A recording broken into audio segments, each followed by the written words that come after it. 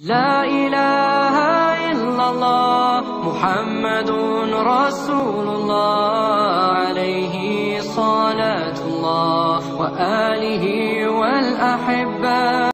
Assalamualaikum warahmatullahi wabarakatuh. Assalamualaikum warahmatullahi wabarakatuh.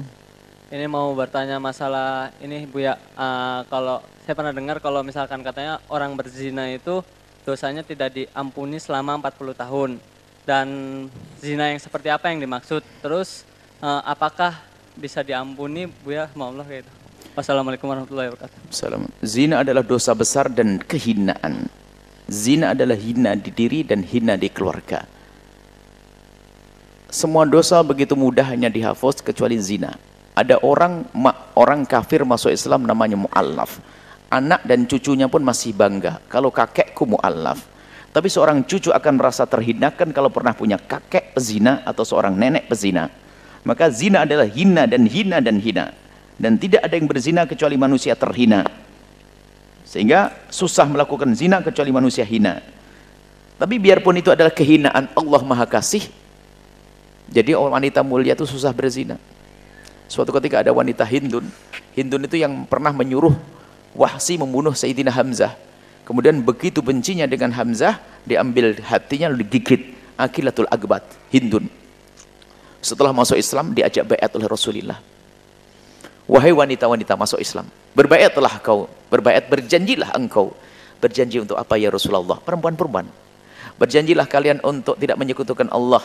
Ya Rasulullah, kami berjanji untuk tidak menyekutukan Allah. Apalagi, berjanjilah kalian wahai wanita untuk tidak mencuri. Kami berjanji untuk tidak mencuri. Berjanjilah kalian untuk tidak minum minuman keras. Kami berjanji untuk minum keras. Berjanjilah kalian wahai wanita untuk tidak berzina. Hindun tidak terima. Ya Rasulullah, atasnil hurratu. Ya Rasulullah, apakah kebayang orang merdeka sepertiku ini melakukan zina? Orang mulia sepertiku melakukan zina? Orang mulia susah melakukan zina. Enggak mudah melakukan zina. Hanya rendahan saja. Akan tapi pun demikian, bagi siapapun yang sudah kepleset dalam zina, bisa menjadi mulia dan tidak benar kalau orang berzina tidak diampuni dosanya 40 tahun itu adalah berita bohong. Kalau dia setelah berzina tobat langsung diampuni oleh Allah, asalkan dia tobat, menyesal, menangis, tobat yang sesungguhnya. Semua kesan-kesan segala yang mengingatkan tentang perzinaannya orang berzina dihapus, Allah Maha tahu. Yang menjadi masalah adalah bohong tobatnya. Sudah tobat masih menyimpan hadiah orang yang menzinainya, sudah tobat masih menyimpan foto orang yang menzinainya, adalah pembohong itu. Tidak akan diampuni oleh Allah. Tobat, menyesal, benci dengan perbuatan itu, menangis, menyesal. Bahkan tempat yang menjadikan dia berzina, tempat berzina dia akan benci dengan terus. Apakah itu hotel atau kamar? Ini ada orang katanya tobat tapi masih terkenang dengan keindahan di tempat itu. Bohong dia. Tapi kalau sudah bertobat, hari itu juga diampuni. Tidak nunggu 40 tahun. Itu berita bohong. Allah Maha Pengampun. Menyesal. Dan ingat, dosa zina adalah dosa yang harus ditutup. Maka bagi siapapun yang ingin bertobat dari zina, cukup mengadulah kepada Allah. Jangan ngadu kepada bangsa manusia. Semakin dia bisa menutup di depan manusia, Allah akan tutup. Cukup dia menangis di hadapan Allah. Nggak perlu bercerita kepada siapapun. Seorang wanita pun yang mau menikah, mungkin dia punya masa lalu kelam mau berzina, atau telah berzina, tidak perlu bercerita kepada laki-laki yang akan menikahinya. Seorang laki-laki pun tidak perlu bercerita kepada wanita yang akan dinikahinya. Cukup Allah yang tahu. Hanya banyak wanita bodoh. Dia punya masa lalu kelam, bertobat, sudah benar karena dia jarang ngaji. Di saat dilamar oleh seorang laki-laki, dia jujur-jujur, polos-polosan, akhirnya nggak jadi dinikahi. Sebab perzinahan tidak boleh ceritakan. Tutup antara engkau dengan Allah saja. Ngadu. Sehingga ada orang ngadu kepada Nabi, ya Rasulullah, laqad zanaitu, halaktu laqad zanaitu, oh fatohir ya Rasulullah, aku kepleset dalam zina, sucikan, minta dicambuk, minta dirajam. Nabi tidak langsung menjawab. Nabi menutupi, la'allaka lamasta, mungkin kamu hanya menyentuh saja. Tidak ya Rasulullah, aku melakukannya. La'allaka qabbalta, mungkin kau hanya mencium saja. Tidak ya Rasulullah, aku melakukannya. La'allaka fakhatta, mungkin tidak sampai masuk ke situ. Tidak ya Rasulullah, aku melakukannya. Sehingga para ulama bersepakat bahasanya Tidak dianjurkan orang bertobat dari zina untuk ngadu ke mahkamah, hakim tolong rajam saya, cambuk saya. Tidak dianjurkan. Akan tapi kenapa? Itu ada sangkut pautnya dengan nama baik keluarga, kemudian dia akan direndahkan, susah baginya untuk berkumpul dengan orang baik karena sudah dicap zina, dulu pernah dirajam dan sebagainya, atau dulu pernah dicambuk dan sebagainya. Kalau dirajam sampai mati.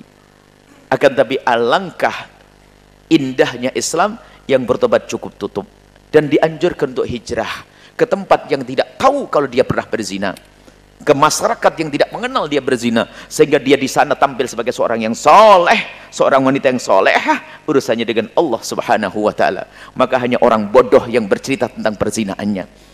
Semoga Allah mengampuni kita semuanya. Bohong, bahkan tidak benar riwayat hadis orang berzina tidak akan sampai 7 keturunan. Bohong, hadis palsu. Nggak ada itu, hadis palsu. Anaknya bersih suci kok disalah-salahin. Anaknya seorang pezina bisa menjadi waliullah.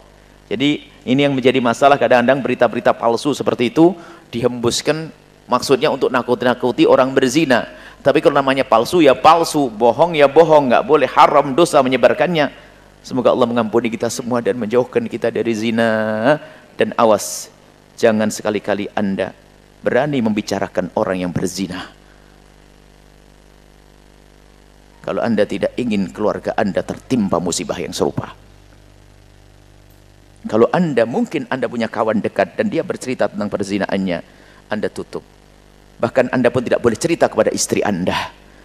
Karena apa? Pribadi. Mungkin dia telanjur curhat kepada Anda seajari dia, tutup. Jangan cerita ke siapapun. Dan Anda pun amanat tidak bercerita kepada siapapun.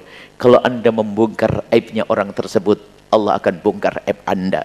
Bahkan sebagian riwayat, tidak ada orang yang membuka aibnya seseorang kecuali dia tidak akan mati kecuali diuji dengan aib yang serupa. Hati-hati urusan perzinaannya. Sekarang ada orang yang sambil ngaji menggunjing pezina tetangganya tadi. Na'udzubillah, jaga mulut Anda, jangan menceritakan orang yang berzina. Bahkan berusahalah Anda untuk sedih. Kalau Anda mendengar tetangga melakukan zina, panjatkan doa, ya Allah ampuni dia, tutup aibnya ya Allah. Bukan untuk Anda gunjing. Kadang habis tahajudan sama suaminya, malam-malam lihat ada motor di gangnya, dibuka jendelanya, anak gadis tetangganya diantarin laki-laki, sang bapak ngomong, ma, si itu pulang diantar laki-laki. Oh iya, sudah sama ibunya dulu juga begitu. Tahajudan menggunjing orang. Na'udzubillah. Hati-hati ahli ibadah, tidak pakai ilmu, neraka juga itu nanti. Semoga Allah mengampuni kita semua, menjauhkan dari zina. Yang pernah kepleset dalam zina, memang zina adalah hina dan hina, maka karena zina hina dan hina, ayo entaskan diri Anda. Yang pernah kepleset dalam zina, tutup aib Anda, minta ampun kepada Allah. Hijrahlah kepada tempat yang mulia. Allah Maha Pengampun. Kalau sudah Allah mengampuni, beres semuanya. Tidak akan diungkap lagi itu kisah perzinaan di akhirat. Kalau seorang hamba itu tobat. Wallahu a'lam bishawab.